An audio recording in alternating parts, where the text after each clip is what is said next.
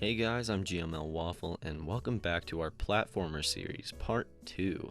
Now I'm really excited for this part because we're going to be doing some pretty cool stuff like going over a cool quicksand effect you can do, wall jumping, and gliding. So you'll notice I've added a couple things here on the side. If you go to SPR Sand, it's just a duplicate of SPR Wall. The opacity is still set pretty low, and I changed the color to yellow, obviously for sand.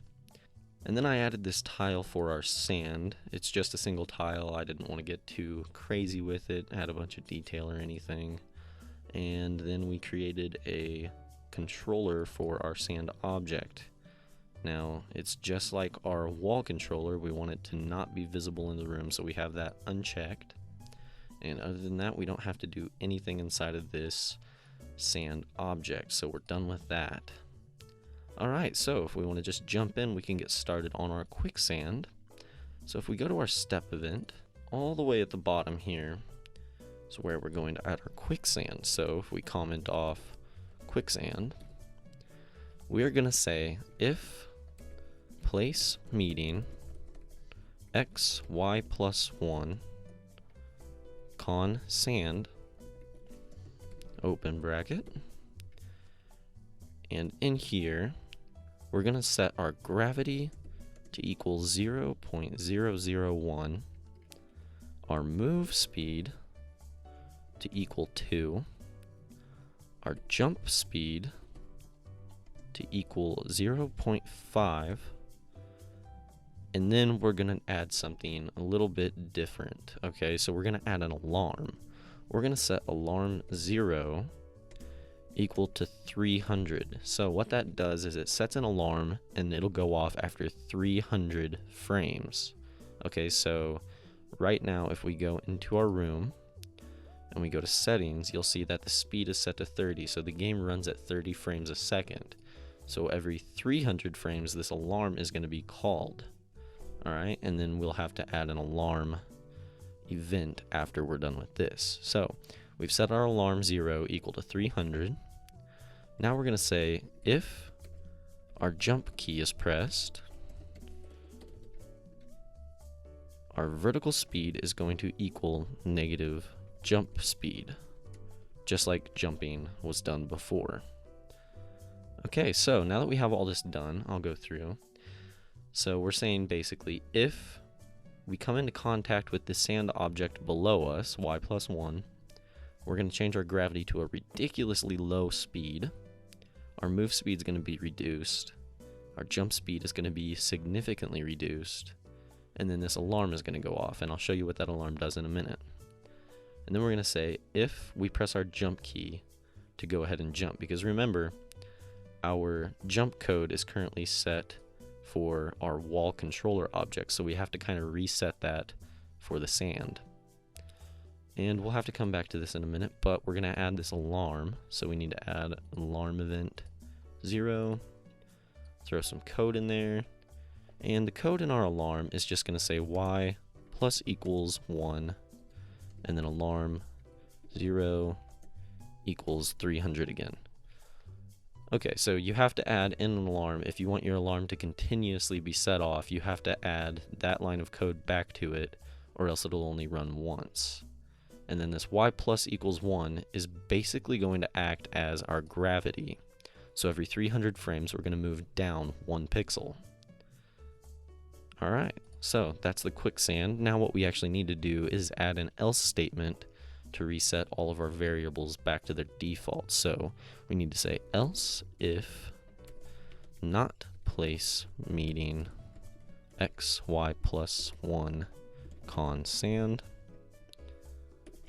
and then open bracket, and we're going to reset our gravity back to 0.4. Going to set our move speed, if I can type, move speed back to 5. Wow, I forgot the equals, there we go. And our jump speed back to 7. So that'll just go back and reset all of our variables to the default that we had set them in the create event. Alright, so adding sand to our room. Go into our room here. Let's just delete a nice little chunk of tiles here. Okay. And then we need to go to our objects and remove those. So if we go to our tiles and the sand tile, we actually don't want it to be on layer 1,000,000 or whatever that is, okay? We want our object for our player to seem like it's going behind the sand, okay? So in order to do that, we need to add a layer, and the depth of our layer needs to be something like -100. So on the depths, negative is going to set it above, positive below, okay? It's kind of like the y-axis. To go up, you go negative, down is positive. Alright, so now that that's set, we can add our tiles in for the sand. And then we need to add our sand objects. And there we have it. So if we go ahead and hit play, we have our platform set up from the previous episode. But when we hit the sand, our move speed drastically decreases and it slowly starts to suck us in. And to jump out is a bit of a struggle for our player. Alright? So that's how you do a nice little quicksand effect. So the next thing we're going to add is wall jumping. Wall jumping is insanely simple. Go back into our step event here, and all the way at the bottom we're going to comment out wall jumping. So we're going to say if our jump key is pressed, and, so these two symbols represent and, so basically in your if statement you can have multiple tests for it to run through, and if our jump key is pressed and place meeting x plus 1 y con wall, or, and that's what those two symbols mean, it's basically the same as typing or, so it'll check either one or the other. So or place meeting x minus 1 y con wall, open bracket, close bracket, v speed equals negative jump speed. And that's really all there is to wall jumping.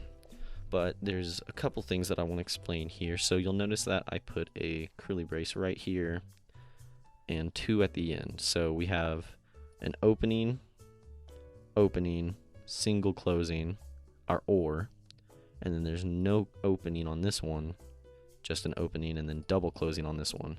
So what it's going to do is it's going to check both of these within this first curly brace and then check this or statement. So if this is true and either this one or this one, then we are going to go ahead and run this code. So basically this is just checking to see if we come into contact with the wall object either to our left or our right. So if we go ahead and play, you'll notice when we go up to this wall, we get a nice little wall jump. Alright, so the last thing we're going to add in this tutorial is gliding. So say you have a parachute or something that you want to be able to glide down from tall surfaces from. So gliding. All we're going to say is if not place meeting x y plus 1 con wall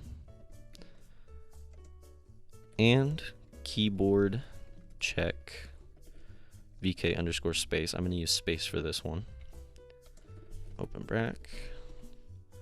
Our gravity is going to equal 0.06.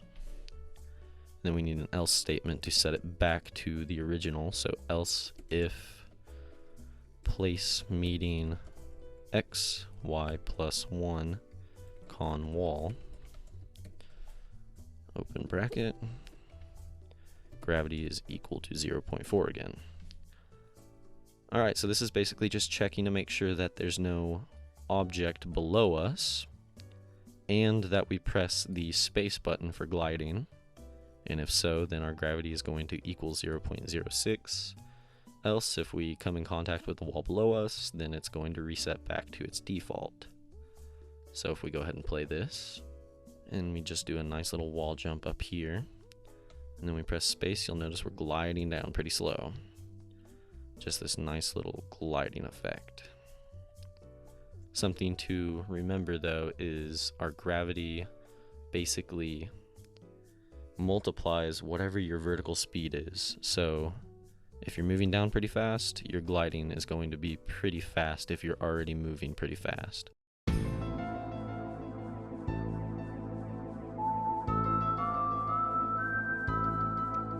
And you'll notice we just fell through the floor. That's because in our room, we forgot to add wall objects below the sand. So we can currently just fall right on through. Go ahead and fix that, and we'll add little buffer zones here just for safety, so we can't pinch ourselves through. So that should be fixed now. So there you have it. In this tutorial, we learned how to do a nice little quicksand effect where it's sucking us in and our jump speed is really slow. And then we also learned how to do a nice wall jump and how to glide. So that's pretty cool. It was a fun episode. Hope you guys enjoyed it as much as I did. If you did, be sure to hit that like button and comment what you thought down below. Don't forget to subscribe for future videos, and as always, I'll see you guys next time.